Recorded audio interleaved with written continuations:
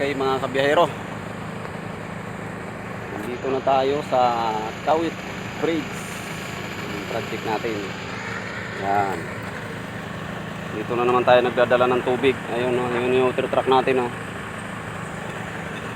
Delivery ng tubig ng single dad ngayon. Single dad na biyahero, kahit ano binabiyahe. Sipag-sipag lang ba? Yan. Lapit na tayo maglansing mga biyahero.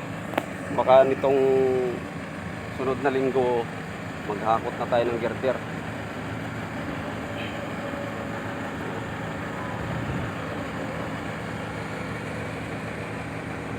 Ilang ano ito? Sa dalawa. Ito, apat.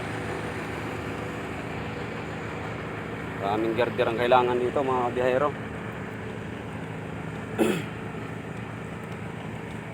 Ito yung temporary na tulay na dinadaanan natin.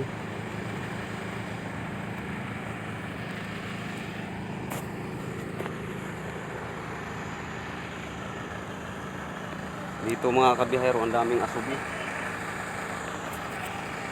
Yan o, kung makikita nyo. Kaya lang, ayun o, may naglutangan o. Mga asubi.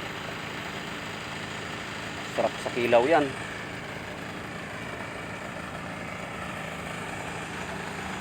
Okay. Bye-bye. Ayusin muna natin tong deliver natin.